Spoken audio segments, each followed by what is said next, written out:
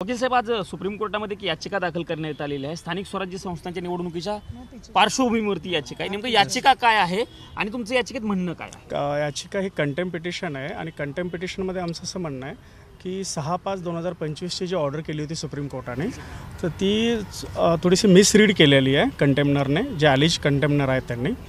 कारण 6/5/2025च्या ऑर्डरप्रमाणे law as existed prior to Banthia commission ही जी वर्डिंग आहे, तर त्याचा अर्थ असा होतो की बांथिया कमिशनच्या अगोदरचा जो लॉ होता तो होता 4/3/2021 ट्रिपल टेस्टची ऑर्डर, आणि त्यानंतर गव्हर्नमेंटने ऑर्डिनन्स इश्यू केला होता 23/9/2021ला.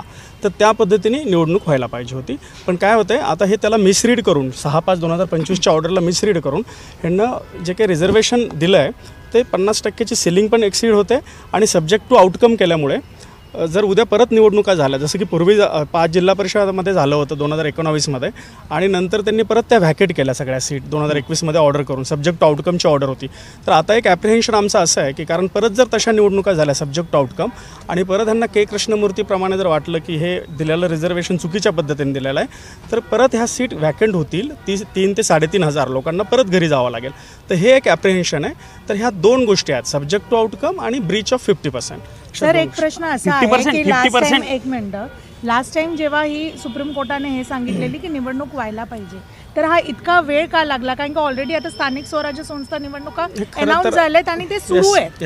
तर हे कुठे अडथळा होणार? जे प्रोसेस सुरू आहे बांथिया कमिशन नंतर 20/5/2022ची ऑर्डर होती सुप्रीम कोर्टाची 3 जजेस बेंचची, आणि त्याच्यामध्ये त्यांनी स्पेसिफिकली म्हणलं होतं की बांथिया कमिशनचा रिपोर्ट आम्ही ॲक्सेप्ट करतोय, गव्हर्नमेंटने पण तो ॲक्सेप्ट केला. तर अपेक्षित होतं की त्या पद्धतीने निवडणूक व्हावी. पण नंतर बांथिया कमिशनचा रिपोर्ट पण चॅलेंज केला काही पिटिशनमध्ये, आणि ते पिटिशन पेंडिंग असल्यामुळे कदाचित कोर्टाने तसा व्ह्यू घेतला. पण कोर्टाने जरी तो व्ह्यू घेतला किंवा तशी ऑर्डर केली, तर ती प्रॉपरली रीड करायला पाहिजे होती चीफ इलेक्शन कमिशनर किंवा जे काही त्यांच्या इन्स्ट्रुमेंटॅलिटीज आहेत त्यांनी, पण ती मिसरीड करण्यात आली. आज 50% मर्यादेच्या अनुषंगाने जो तुम्ही आता उल्लेख केला, साधारणतः किती ठिकाणी ही 50%ची मर्यादा ओलांडली जाते? नाही, ते मला नाही सांगता येणार. ते बऱ्याच ठिकाणी ते सब्जेक्टिव्ह आहे, वेगवेगळ्या वॉर्डमध्ये वेगवेगळ्या कॉन्स्टिट्युन्सीमध्ये ते वेगवेगळं होतं. म्हणजे तुम्ही ते म्हणजे असं कुठे आमचं स्पेसिफिक नाही, आम्ही जे बेसिक प्रिन्सिपल आहे त्याच्यावर आहे. अच्छा, मग आहे सुनावणी आहे आता. साधारणतः किती वेळामध्ये कोर्ट बोर्डावरती अपेक्षित आहे? तसं काही स्पेसिफिक नाही सांगता येईल, पण थोडं उशिराने गेलं. 2 दिवसापूर्वी ज्यावेळी कोर्टामध्ये सुनावणी झालेली होती त्यावेळी कोर्टानं सगळ्यांना हे पाठवलं होतं, नोटीस पाठवली होती. आज साधारणतः कोणाकोणाला नोटीस पाठवली होती? पूर्वीचं जे पिटिशन आहे राहुल रमेश वाघ, ते लावलेलं आहे कोर्टाने. राहुल रमेश वाघमध्ये जे काही पिटिशनर रिस्पॉन्डंट आहेत ते सगळे रिप्रेझेंट करतील, आणि कंटेम्पमध्ये पण चीफ सेक्रेटरी आणि चीफ इलेक्शन कमिशनर आणि प्रिन्सिपल सेक्रेटरी रेव्हेन्यू आणि अर्बन डेव्हलपमेंट, रेव्हेन्यू आणि अर्बन डेव्हलपमेंट ह्यांना नोटीस इश्यू केलेले. रूरल डेव्हलपमेंट सुरुवातीपासून सांगा की 2022ला कोर्ट काय म्हणायला होतं आणि त्यानंतर त्याची अंमलबजावणी करण्यात आली का नाही? नेमकं हे प्रकरण काय आहे थोडक्यात? नाही, थोडक्यात नाही. इट्स हॅव्हिंग म्हणजे ह्याला चेकर्ड हिस्ट्री आहे. पण 2019ला एक पंचायत समितीचे काही मॅटर होते धुळे नंदुरबारमधले, त्या मॅटरमध्ये सुमोटो कॉल करून सगळे पिटिशन ॲड झाले की जिल्हा परिषद 5-6 जिल्हा परिषदमध्ये इलेक्शन नव्हते महाराष्ट्रात. त्यावेळेस कोर्टाने सुमोटो ह्याचा कॉग्निझन्स घेतला आणि डायरेक्शन दिले की तुम्ही इलेक्शन घ्या. ते इलेक्शन झाल्यानंतर 2021मध्ये जेव्हा ट्रिपल टेस्टचं जजमेंट आलं, त्यात त्यांनी 12(2)C हा रीड डाऊन केला. 12(2)C रीड डाऊन करताना त्यांनी के कृष्णमूर्तीचा जजमेंटचा दाखला दिला.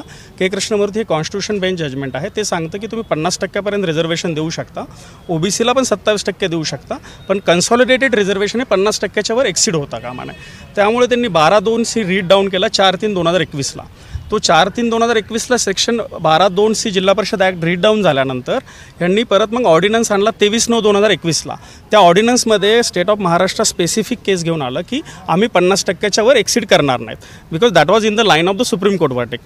आता त्यानंतर 23/9/2021चा ऑर्डिनन्स राहुल रमेश वाघ यांनी औरंगाबाद बेंचला चॅलेंज केला, आणि त्याच्यामधली जी इंट्रीम ऑर्डर होती त्याच्यामध्ये स्टे नाही आहे. 23/9/2021चा ऑर्डिनन्स आज पण ऑपरेशनल आहे, त्याचा कोणताही स्टे नाही आहे. तो पेंडिंग असताना म्हणजे तो दाखल केल्यानं म्हणजे तो इश्यू केल्यानंतर त्यांनी तो चॅलेंज केला औरंगाबाद बेंचला, आणि त्याची इंट्रीम ऑर्डर इथे चॅलेंज केलेली आहे. पण तो इश्यू इथे पण स्टे झालेला नाही, म्हणजे तो ऑर्डिनन्स इथे पण स्टे झालेला नाही, तो ऑपरेशनल आहे. त्यामुळे काय होतं, 23/9/2021चा जर ऑर्डिनन्स ऑपरेशनल आहे, तर तुम्ही 1/10/2025च्या ज्या निवडणुकाचा ऑर्डिनन्स आणला 27% देण्याचा किंवा 25%ला एक्सीड 50%ला एक्सीड करण्याचा, तर ते एकमेकाला कॉन्ट्रडिक्ट करतात. प्लस ते ट्रिपल टेस्टच्या जजमेंटच्या पण अगेन्स्ट जात आहे, उल्लंघन होत आहे त्याचं. सर तुमच्या याचिकाकरता या म्हणजे जे पण आता परत जेव्हा तुम्ही सुप्रीम कोर्टला नॉक केला आहे हे सांगण्यात येत आहेत की हे सगळे डिलेड टॅक्टिक्स आहेत, कारण की पहिल्यांदा आमच्या जे पेटिशन कंप्लीट करू द्या. पहिलं पण जो पेटिशन होता त्यामुळे इतक्या वर्षांपासून ऑलरेडी ज्या इतक्या वर्षांपासून रखडते ती अजून जास्त डिलेट झाली आणि आता जेव्हा निवडणुका होणार आहेत म्हणजे सुरू झाल्या आहेत ते आता परत कुठे ना कुठे नाही तुम्ही एक लक्षात घ्या 20/7/2022 ची ऑर्डर केली होती 3 जजेस बेंचने. ही बाठिया कमिशन आल्यानंतर तर त्यानंतर कोर्टाने सांगितलं तुम्ही निवडणुका घ्या. त्यानंतर 2-2.5 वर्ष निवडणुका झाल्या नाही. आणि आमचं पिटिशन कधी फाईल झालं आहे आत्ता 4-5 दिवसापूर्वी. आणि आम्ही आमच्या पिटिशनची चॅलेंज एवढीच आहे की जर निवडणुका सब्जेक्ट टू आउटकम झाल्या तर पूर्वी जसं झालं म्हणजे 14 महिन्यात परत ह्या लोकांना घरी जावं लागलं आणि कॉन्स्टिट्यूशन बेंचचं जर जजमेंट फील्ड गव्हर्न करत असेल तर you cannot go beyond the constitution bench judgment, you cannot go beyond 50%. तसं जर असेल उद्या परत निवडणुका झाल्या आणि 2 वर्षांनी 1 वर्षांनी परत ही त्यांना वाटलं की हे चुकीच्या पद्धतीने झालं जसं पूर्वी झालं आहे तर हे सगळे लोक 3-4 हजार लोक घरी जातील. आणि आम्ही पिटिशन आत्ता केलं आहे म्हणजे आमचा हेतू नव्हता की लांबवायचे आणि तो नाही पण आहे आमचा हेतू, फक्त ह्या चांगल्या व्यवस्थित पद्धतीने व्हावं एवढं. कोणाचा हेतू एका मिसलेड करण्याचा आयोगाच्या ऑर्डरनुसार कळालं ना, निवडणूक आयोगाने जेव्हा ही ऑर्डर काढली हा ऑर्डिनन्स काढला 1/10/2025च्या ऑर्डिनन्सला इनडायरेक्टली हे that is in the teeth of this constitution bench.